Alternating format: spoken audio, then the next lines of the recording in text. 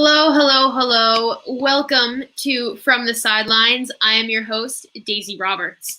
Now, as this is the first episode, there are probably some people who don't know me. So I'm going to start with a little bit of an introduction. I'm a senior. I'm a multi-sport athlete on the girls' varsity soccer and softball teams, and I love to talk. Specifically, I love to talk about sports. When people see me, it's not typically the first thing that comes to their mind. It's a little unexpected, and I've got a slight problem with that. So I'm actually very knowledgeable in many sports from various points of view. So I wanted part of this show to be a way for people to hear different perspectives on things in the sports world from a bit of an unexpected voice. That's why each week I'm going to be tackling issues that come up in the sports world that are often overlooked. For this first week, I'm going to be talking about one of the things that has been on almost every sports fan's mind since the beginning of March Madness. So the Gonzaga-UCLA game was one for the history books. The Jalen Suggs buzzer beater from what was basically half court was insane. But that's not really what I want to focus on. When I said March Madness, well, more often than not, people's minds will go to the men's tournament. Like if you go into Google and you look up March Madness, they'll show you the men's games. And until very recently, the women's tournament got very little recognition. What really propelled the women's tournament into the public eye was not the quality of play, not a crazy buzzer beater, but rather a massive amount of inequality brought to attention by various female March Madness athletes, specifically regarding the weight rooms. So it's now common knowledge that before any outside intervention, the weight training facilities for the male athletes and the female athletes were very different. While the men got multiple racks of weights and bench presses and barbells and, other kinds of heavy equipment, there were videos circulating showing the women's weight room, which was really just a small rack of dumbbells and a pile of yoga mats. And what's even more ironic is that the excuse originally given by the NCAA was that, there wasn't enough space, even with video evidence showing that there was actually more than enough. Eventually, female athletes did get the weight rooms they deserved, albeit still much, much smaller than the men's, but definitely a vast improvement. And after all that hype, people started paying more attention to the women's games. The UConn-Baylor game in the Elite Eight had an insane game-deciding no call on what was arguably a foul during the last few seconds of the game, and that drew attention from the king himself, LeBron James. But what really disappoints me is what it took to get the women's tournament even mildly close to the credibility of the men's tournament. It took a massive movement calling the NCAA out on its unfair treatment of female athletes, rather than the focus being on the play itself. Now, I'm not saying movements like this are bad, because they aren't. I think they're great and productive and very necessary to help the sports world progress. But coming from a female athlete standpoint, it is a bit sad knowing that a lot of the recognition that the women's tournament got this year was surrounding the inequalities that players faced. And it almost took a little bit of credibility away from the actual tournament.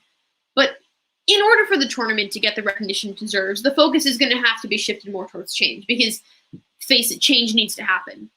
Like, off the top of my mind, there is very few American women's professional sports leagues that are recognized as legitimate leagues. There's, the National Women's Soccer League, the WNBA, and honestly, off the top of my mind, that's about it. Whereas with the men's leagues, you got the NBA, MLB, NFL, NHL, MLS, I could keep going. There are so many more. And fans of men's sports never fail to discredit women's sports. Like, take the WNBA. So recently there's been a push by the NBA to help bring the WNBA more into the limelight. But I can't tell you how many times I've seen NBA fans say, oh, nobody watches the NBA. It's boring. The players can't dunk, blah, blah, blah, whatever. First of all, the reason nobody watches the WNBA is because they don't get nearly as much national coverage in prime time on major networks. Many men's sports leagues have their own channels like the NFL Network, MLB Network, and NBA TV. And even without these networks, most popular sports channels like NBC Sports, Fox Sports, CBS Sports, and ESPN would rather air men's sports because of the misconception that nobody watches women's sports.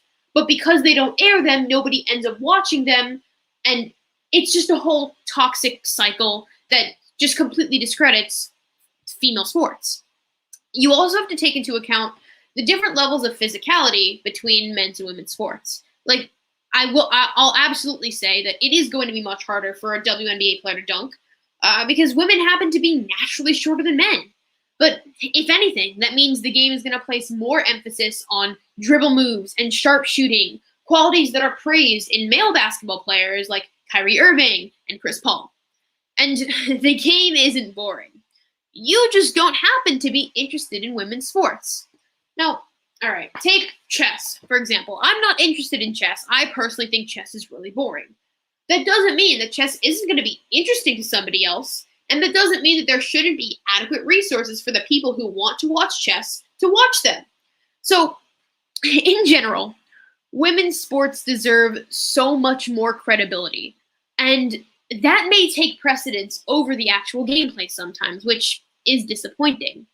But in the future, when women's sports eventually get the recognition and the respect that they deserve, female athletes will go on and continue to prove how capable they really are. So now I'm going to bring on one of our two guests for today. She is one of the captains of the girls varsity softball team and a member of Hunter Bowling as well. Please welcome Rebecca Friedman. Hello, hello, hello. Hello there.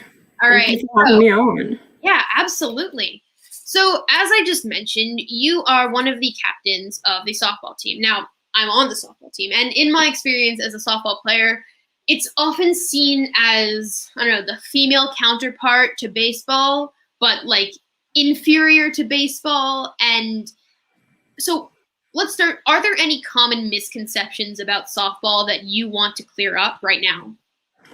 I wouldn't exactly say they're common misconceptions. I think in general, we've seen that, like, obviously people consider it like the lesser version of baseball, which I've always taken offense to. I played baseball when I was younger, and I am a huge Mets fan, love baseball, but softball is in no way easier. Because of the different, like, we focus less on power and more on the innate skills and the strong fielding skills and the running, and you bring so much more strategy to the game. And right. It's almost an entirely different game to me than baseball. Yeah. So that's always interesting. As a softball player, we've always had less recognition than baseball. We don't have a professional. I think there is a professional softball league with 4 teams. I think there's like maybe 6. Something like that. And most of those teams, most players on those teams don't make enough to live off of that sport. Yeah, I read somewhere that they were making like not even like you can go and work a normal job for less than what a pro softball player would play. Absolutely. Yeah, really deterred me. I used to think, oh, what if I went on and kept playing softball? But there is no future in that whatsoever. Yeah, I mean, at this rate, I say it all the time. College softball is pro softball, and collegiate athletes don't get paid. So if you want to be a baseball player, like Major League Baseball is one of the biggest sports in America, but softball, the only counterpart for female athletes to play in any form close to baseball, there's no future there. So yeah, going off of that, are there any as a female athlete, have you faced any experiences of sexism while playing sports? I think I've been very lucky to have not experienced very personal sexism. We always dealt with going to certain places to play games. We always dealt with, you have to beware of the cat callers and the guys who are going to stand there too close to your field. And then actually recently this season, we were at our home field playing, we were at a practice, and our coach decided to bring the local baseball coach, the local hitting coach, to try and help us with our hitting. Mm-hmm. Hold on, you are muted. Let me just unmute and. I'm so sorry. No, there. Sorry. So we sat through this baseball coach's speech, where he prefaced by saying, I'm not going to talk to you the way I talk to my baseball boys because that wouldn't come off so well. And that really tipped us off that it was going to be a rough speech to listen through. Yeah, that immediately sets off some red flags, you know? The immediate, we're not equal to the boys.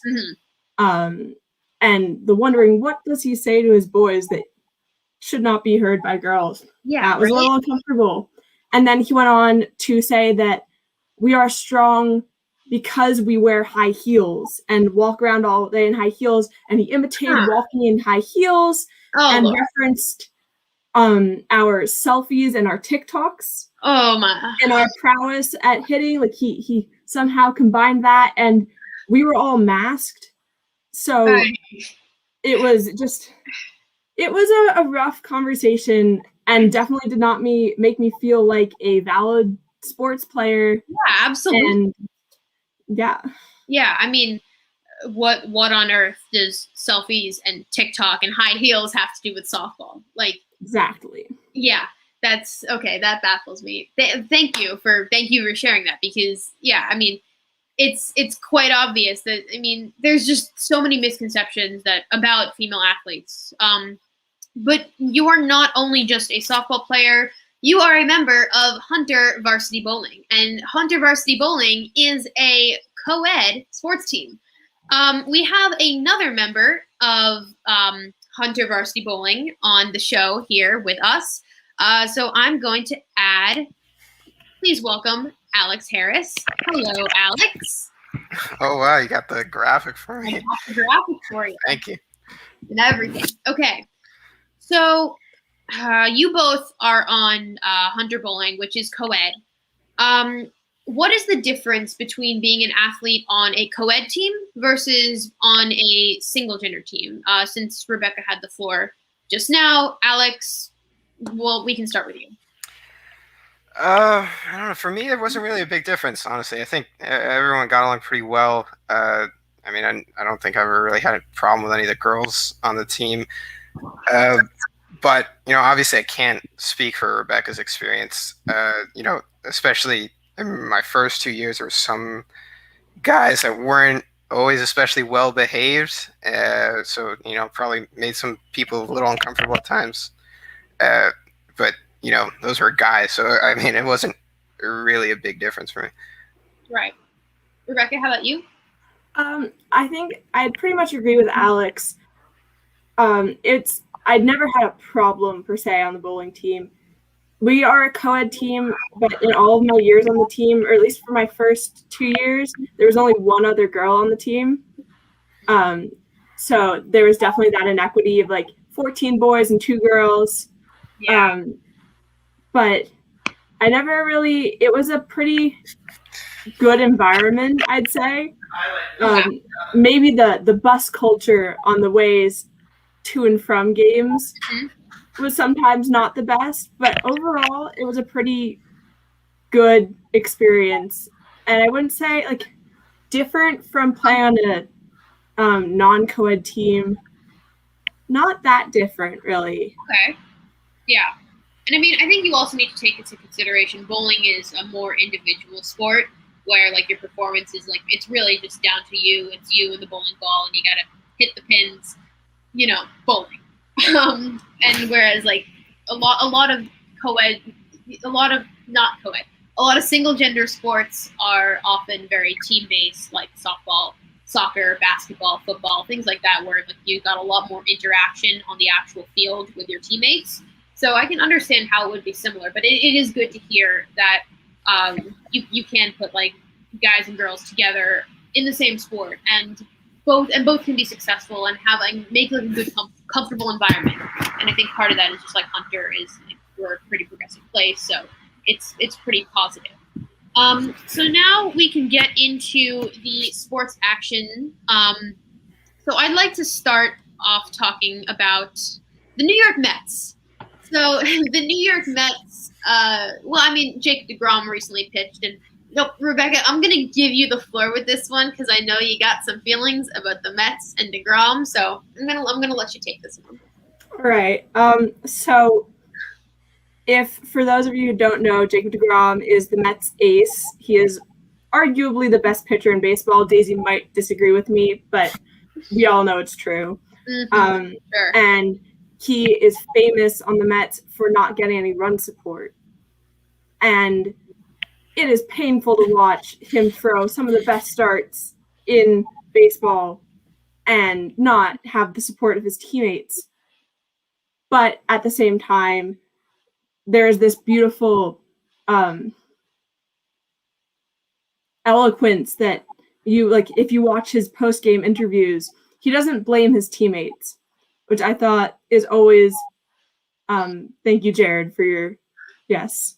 It's always nice to see a teammate not blame his teammates, even if they are not doing their job correctly and well to support him. And I thought that was a really special Jacob deGrom moment. I got respect for him for that. There was a lot of free Jacob deGrom messages going around because he's kind of stuck being like not successful on the Mets. But yeah, I mean, this past game with, I think it was the Mets, was it the Marlins that they were playing? Only allowed one run, which was like a home run from Jazz Chisholm, like really early in the game, and the Mets just couldn't get anything done. Doesn't it like go even past like pitching?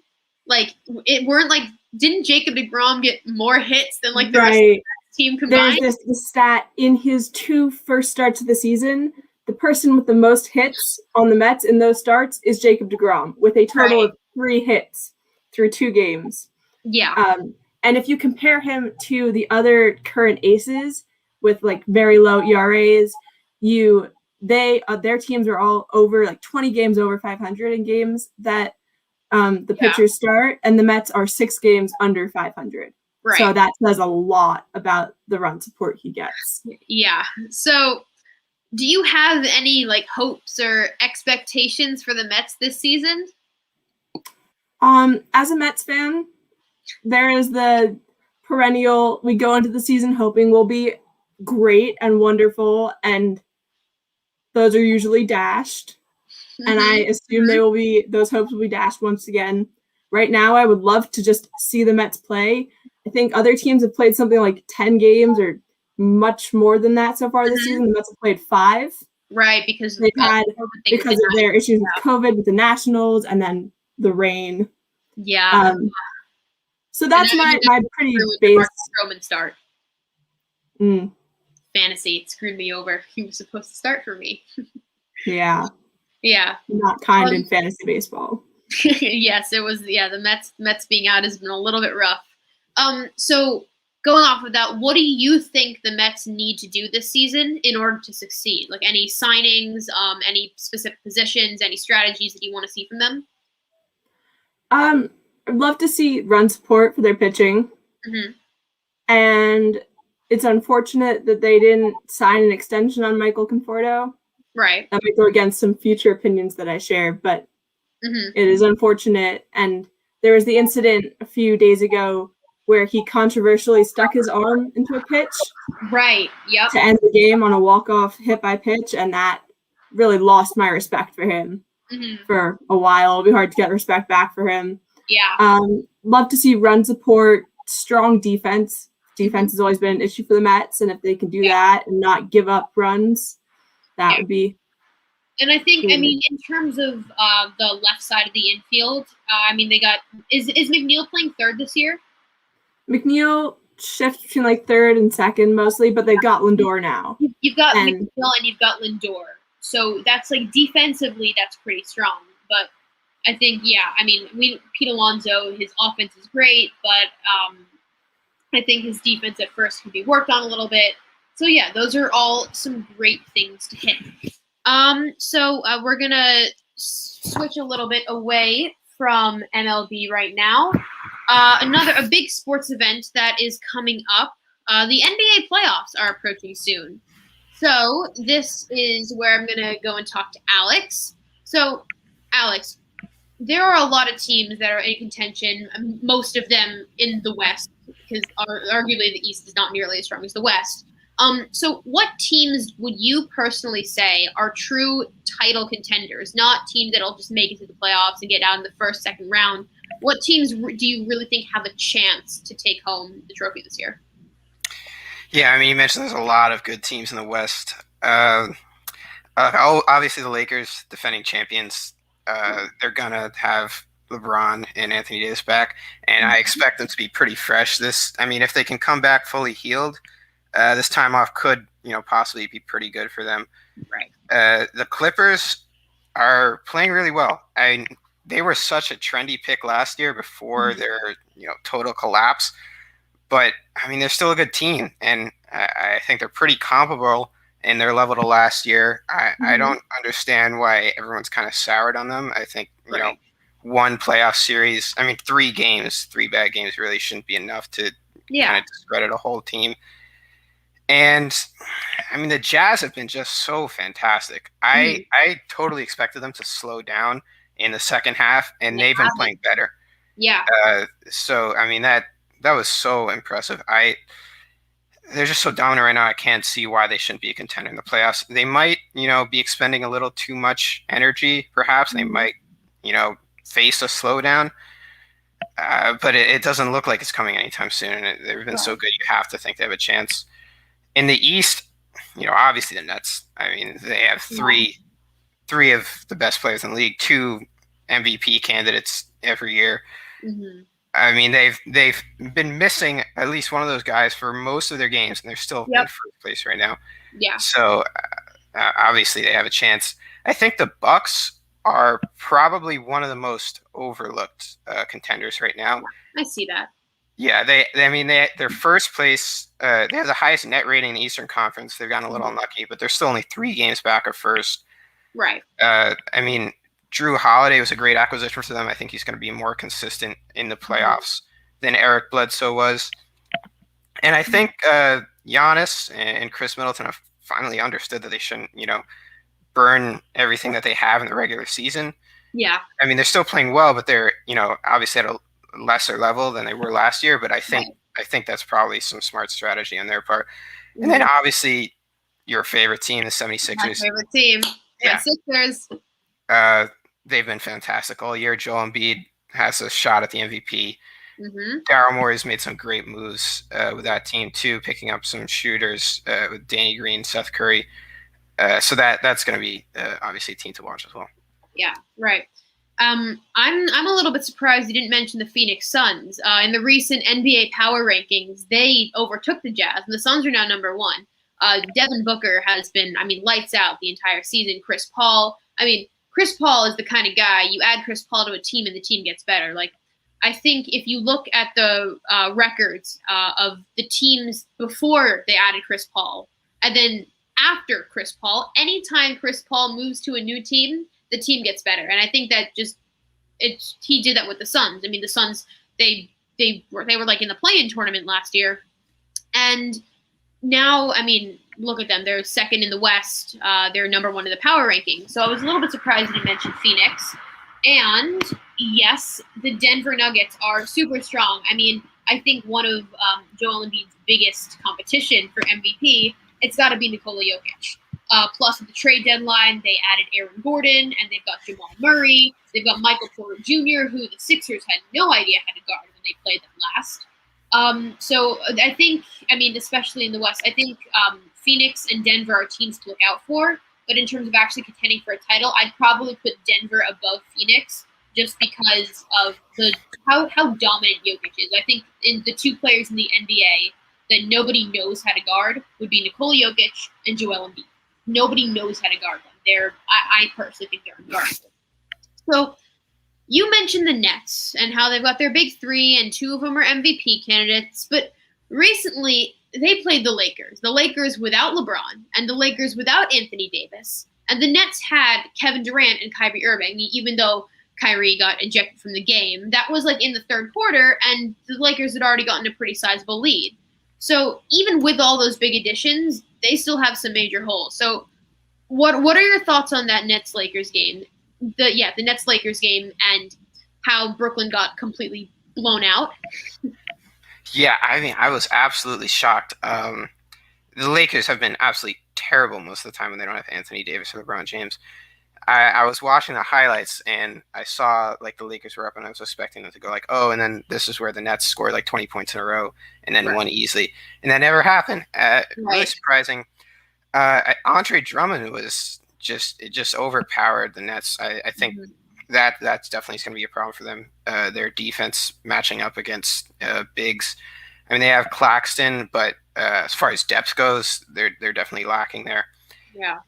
Also, they've been inconsistent.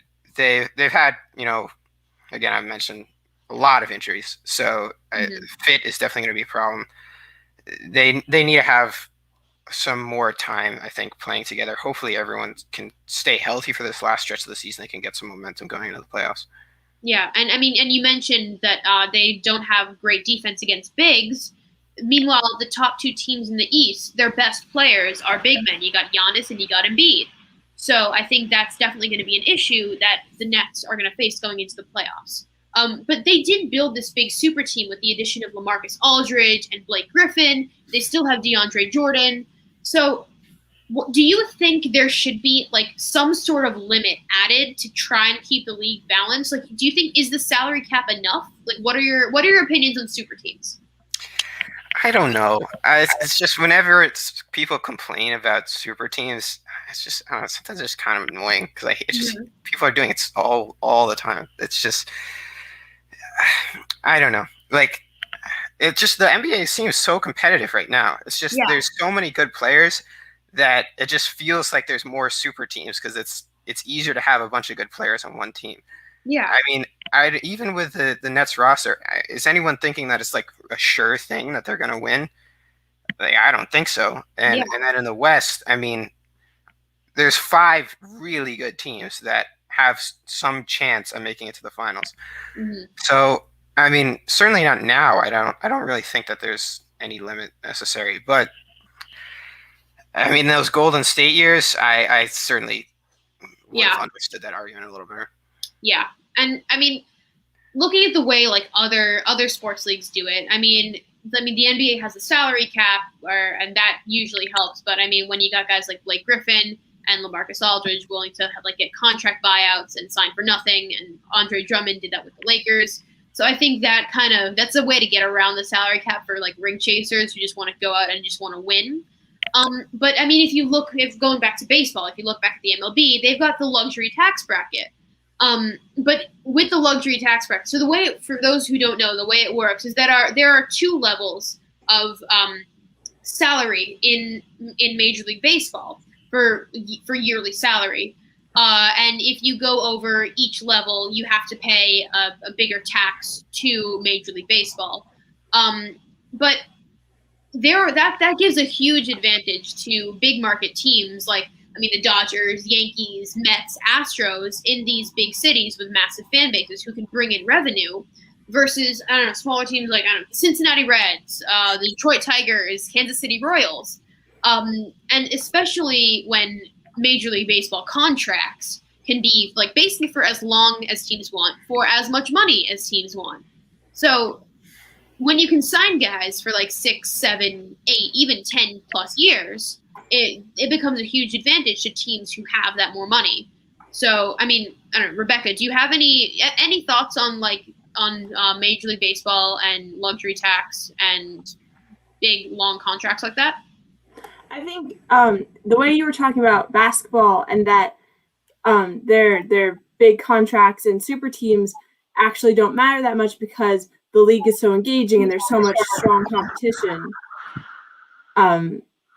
In baseball, where the fan base is almost dying a little bit, people have talked about baseball losing fans.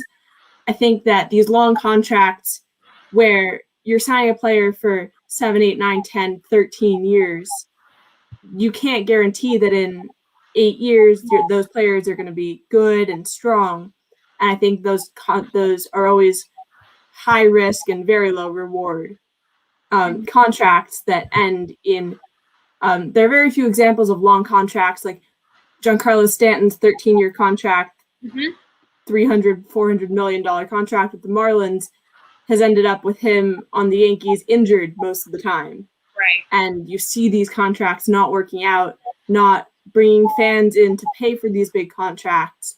And I think that is really detrimental to the sport. Yeah. I am not a fan of big contracts. Yeah. And I mean, the Mets recently, they just signed Lindor to that, it was like a 12-year extension, 10-year extension. So I definitely see that. And Fernando Tatis Jr. with a 12-year, over $400 million deal. So I absolutely see how the long contracts like that can really, I don't know, slow down a game and make it a little less exciting. Because I mean, if the team is the same year after year, then it's the same results keep happening, and it's a little more expected. There's not as much action. So yeah, that is all I've got for you guys today. Thank you so much for coming on the show. I really appreciate it. It's been awesome. Thank you for being here. Yeah, thank you. I just want to add one thing. I saw some fascinating take from Jared Bubser in the chat. I'd absolutely love to hear more from him, perhaps on your show or mine. Jared, you should probably maybe try to stop on from the sidelines, or maybe hop on Hawk Talk tomorrow. I don't know. Maybe we can get a couple of your opinions on there if you want to make so many comments like that. So. Thank you both for coming on the show. I really appreciate you guys. Thanks for having us. Yeah, thank you. All right. So now we are going to get into one of my personal favorites for the upcoming plans of the show. Welcome to Homestretch. So in Homestretch, I'm going to be going over like little tidbits of things, especially that happen we're a Monday show. A lot of sports happen over the weekend. So I'm going to do Homestretch every week. We're going to go over a little facts. So the Yankees came up with the 8-4 extra innings win off of the Rays this weekend. Rougned Odor got his first hit as a Yankee, as he, Gary Sanchez, and Gio Urshela brought in 4 really clutch runs in the top of the 10th. In terms of the Yankees pitching staff, Jonathan Loaisiga has continued to shine out of the bullpen. He's retired 18 out of the 21 batters he's faced this season. And Domingo Germán was officially sent down to AAA after 2 absolutely awful starts, both plagued by the long ball. This leaves room for players like Davy Garcia and Michael King to take their shots at the starting rotation. So expect Aaron Boone to try out many different combos for the Yankees' 5th starter. Joe Musgrove got the first no-hitter in San Diego Padres history on Saturday. And after this no-hitter, every single Major League Baseball team has a no-hitter in the books. Musgrove was a hometown kid. He grew up rooting for San Diego, so it is fitting that he's the one who made history. The only blemish on that game was a hit by pitch in the early innings, and if he hadn't done that, it would have been a perfect game. We got to give some credit to the catcher, though, Victor Caratini, who not only called this no-hitter, he also called the previous no-hitter in Major League Baseball last season in September on the Cubs when Alec Mills pitched his no-hitter. So I think you got to give a little bit of credit to Victor Caratini for putting together 2 great consecutive no-hitter outings. A few big baseball names are injured out of the gate. Fernando Tatis Jr. has a partially dislocated shoulder. Cody Bellinger has a calf contusion. Christian Yelich and Mookie Betts have been out with some back tightness. Anthony Rendon with a groin strain, among others. So expect these injuries to have an early impact on the standings. The 2021 MLB All-Star Game has officially been moved to Coors Field in Colorado, and I'm personally very excited for the Home Run Derby. We all know the air is thinner at the higher altitude field, so the ball should carry pretty far. We could see a derby for the ages this year, which I'm very much looking forward to. Moving away from baseball, the U.S. women's national soccer team, after a dominant performance in the She Believes Cup not too long ago, they dropped a rare game, tying Sweden 1-1 with a late game-tying penalty shot from Megan Rapinoe. Kelly O'Hara luckily got fouled at the edge of the box in the 87th minute. It was a bit of a wake-up call for the usually dominant team as the 4-time Olympic champions look to reclaim their title. Sticking with soccer, the Premier League had an interesting weekend with West Ham getting a much-needed win off of third-place Leicester City, as well as Chelsea and Liverpool picking up some necessary 3 points, as only 4 points separate places 3 through 6 on the Premier League table. The Champions League quarterfinals leg 2 is beginning tomorrow. PSG is looking to knock out Bayern. Chelsea's trying to stay ahead of Porto, with Liverpool versus Real Madrid and Dortmund versus Man City going down on Wednesday. I don't really have any expectations for any of these matches. I think they're all very, very close. But out of the ones to look out for, I would definitely tune into PSG versus Bayern. It should be a very exciting battle. PSG is only up 3-2. Just this weekend, Hideki Matsuyama made history by becoming the first Japanese man not only to win just the Masters, but also any other major golf tournament, ending up 10 over par at the end of the tournament. So congrats to Hideki Matsuyama for making history. There are a few exciting NBA matchups tonight, right after the show ends. Some going on right now. The Lakers are taking on the Knicks, and Embiid and the Sixers they're gonna match up with Luka Doncic and the Mavs. Curry's Warriors are gonna try to take down Jokic's Nuggets today. So looking at the way the Lakers dominated the Nets, I'm thinking that they're gonna take this one against the Knicks as well. The Sixers have Tobias Harris and Danny Green back from rest, and I think that because they're at full strength again, I think they're going to be able to beat the Mavs tonight. But you should look out for the Ben Simmons-Luka Doncic matchup. It should be a very interesting one. So, yeah, look out for that. The Warriors are missing Kelly Oubre, Eric Pascal, and their biggest loss is definitely going to be James Wiseman, especially when on the opposing team, Nikola Jokic is such a dominant big presence on the floor, and the Warriors really don't have much to combat that. And the Nuggets have a loss of their own. I think Jamal Murray is a bit questionable for tonight, but they do still have Aaron Gordon and Michael Porter Jr. And as powerful and great as a player Stephen Curry is, I don't think he's going to have enough support to take down the Nuggets tonight. But he has done it in the past, so make sure to keep tabs on that game. The Sixers fan in me is also very excited for their upcoming schedule.